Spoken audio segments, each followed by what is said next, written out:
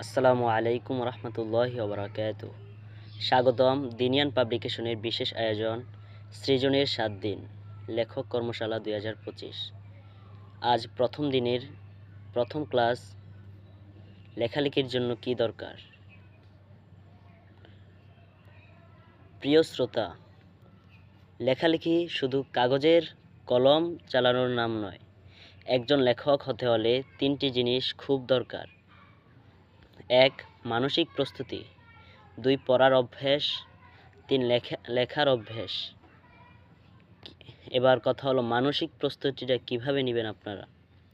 অনেকেই ভাবে আমি লিখতে পারবো না, আমার ভাষা ভালো না, আমার তো এত অভিজ্ঞতা নেই।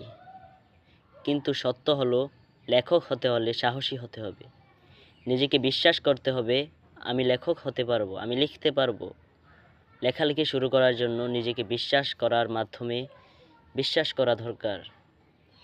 লেখালেখি শুরু করার জন্য দ্বিতীয় যে পদ্ধতিটা হলো তা হচ্ছে পড়ার অভ্যেস গড়ে তোলা। ভালো লেখক হতে চাইলে আগে পড়তে হবে, আগে ভালো পাঠক হতে হবে তোমাকে, তারপর হতে পারবে তুমি একজন ভালো লেখক। যত বেশি বই পড়বে তত জ্ঞানের পরিধি তোমার বাড়বে, তত তুমি নতুন নতুন শব্দ শিখবে, নতুন ভাবনা শিখবে। যদি তুমি ইসলামিক বই লিখতে চাও তাহলে ইসলামিক বই পড়ো বেশি বেশি। যেই সাহিত্যে তুমি পারদর্শিতা অর্জন করতে চাও তুমি সেই সাহিত্যের বেশি পাঠক হও, সেই সাহিত্য তোমার ভালোভাবে জানতে হবে। লেখা হলো সেই জ্ঞান ও অভিজ্ঞতার প্রতিফল যা আপনি পরে বুঝে এবং নিজে সঞ্চয় করেছেন এবং তা লিখেন। তৃতীয় যে অভ্যাসটা হলো তা হচ্ছে লেখার অভ্যাস গড়ে তোলা। লিখতে হলেই লিখতেই হবে। ছোট একটি ডায়েরি বা খাতা রাখুন।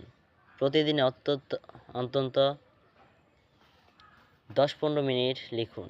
যেমন দিনের অভিজ্ঞতা, একটি ঘটনা, কোনো চিন্তা বা অনুভূতি, অথবা কোনো নতুন একটা বই পড়লেন, সেই বই থেকে আপনি যে জ্ঞানটা অর্জন করেছেন তা আপনার নিজের ভাষায় লিখুন।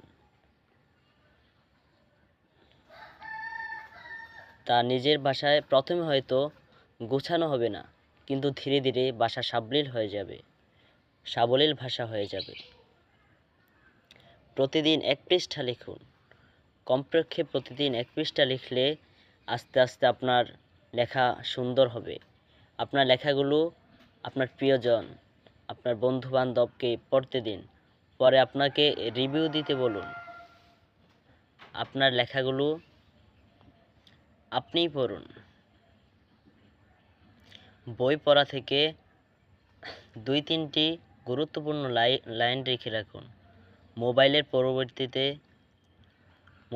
পরিবর্তে কাগজে কলমে ব্যবহার করলে স্মৃতিশক্তি ও অনুশীলন শক্ত হয়। লেখালেখির জন্য সবচেয়ে গুরুত্বপূর্ণ বিষয় হচ্ছে পড়ার অভ্যেস গড়ে তোলা। বিশিষ্ট বাংলা সাহিত্যিক সৈয়দ শামসুল হক মার্জিনে মন্তব্য বইয়ের মধ্যে লিখেছেন, তুমি যদি লেখক হতে চাও তাহলে পড়ো এবং পড়ো, তারপরে লিখো। তাহলে এখানে 3 বার পড়ো এবং পড়ো বলার মাধ্যমে